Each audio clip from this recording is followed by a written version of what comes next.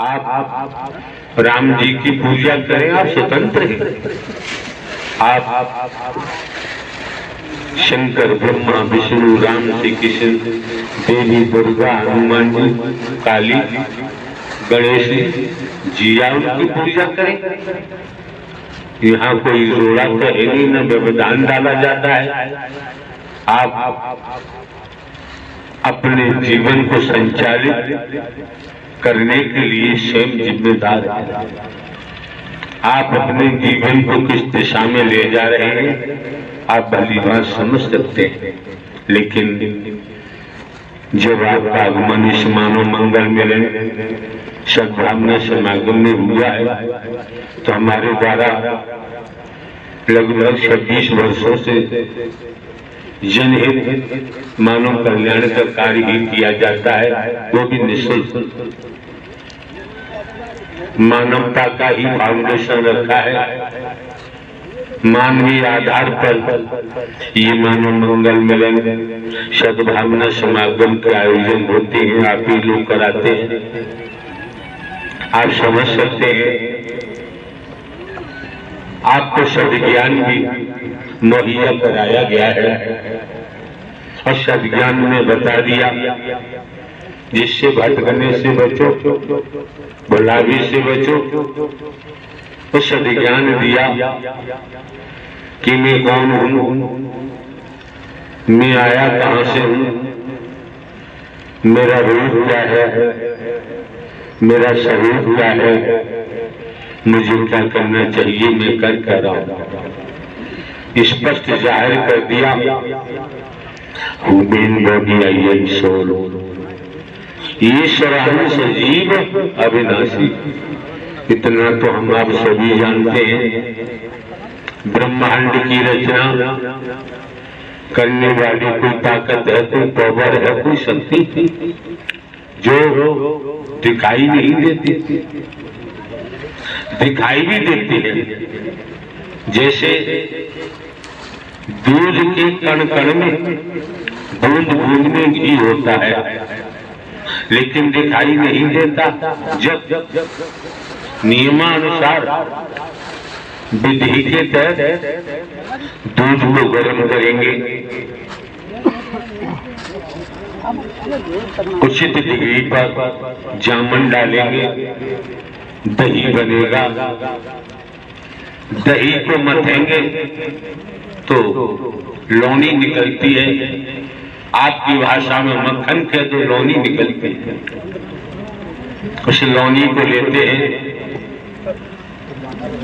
कढ़ाई चूल्हे पे रखते हैं, लकड़ी जलाते हैं, लौनी को कढ़ाई में डालते हैं, तपाते हैं। कुछ देर के बाद जो कुछ गंदगी होती है जलकर कढ़ाई के तले से चिपक जाती है और घी निकल के सामने तैयार दिखाई देता है। इसी प्रकार देखने के लिए ये मानव मंगल मिलन सद्भावना समागम आपके सम्मुख है। अंश के बतौर देखे एक नूर से सब जग उपजा, सभी में एक ही नूर समाया है, ना कोई गरीब ना बेगाना है। इस ब्रह्मांड में अपना कोई दुश्मन है ही नहीं। अगर दुश्मन है तो हमारे बेकार है, बेशन है। एक नहीं अनेक व्यसनों में हम डूबे हुए हैं, बेकारों में डूबे पड़े हैं। अब ये कपड़े गंदे हैं और इन गंदे कपड़ों को गंदे नाली के पानी में भिगोकर जब साबुन लगाएंगे, सर्फ लगाएंगे तो निश्चित है साबुन सर्फ में प्लास्टिक सोडा की मात्रा होती है। कितना ही रगड़ो वस्त्रों को, आपके हाथ कट सकते हैं, गल सकते हैं। कपड़े का धागा धागा हो सकता है। गंदे नाले में भिगो हुए कपड़े साबुन लगाने के बाद भी साफ होने वाले नहीं हैं। अगर उन्हीं गंदे वस्त्रों को शुद्ध जल में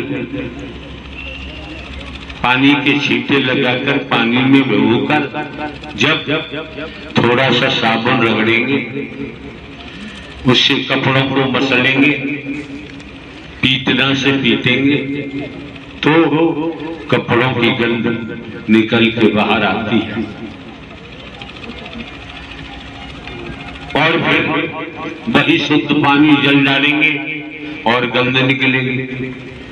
बाल्टी में कपड़ों को भिगोएंगे, निचोड़ेंगे तो गंध निकलेगी।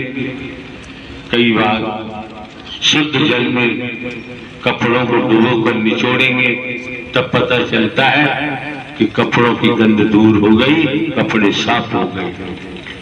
इसी तरह से हम स्वयं को देखें कि बाबा जी खड़े हैं, क्या बता रहे हैं। इन्होंने अपनी तंत्र विद्या के बारे में बताया। ये जाने इस संबंध में हम कुछ नहीं कह सकते। संसार में देखे अनगिनत तंत्र हैं, कोई कमी नहीं। जिसका जो मन चाहता है उसी तंत्र में सम्मिलित हो जाता है, उसी तंत्र में रहने लगता है, जीने लगता है। लेकिन इस मानव मंगल मिलन सद्भावना समागम में आपने आगमन किया है, आपकी मौजूदगी है, तो इस पर हम आपको जाहिर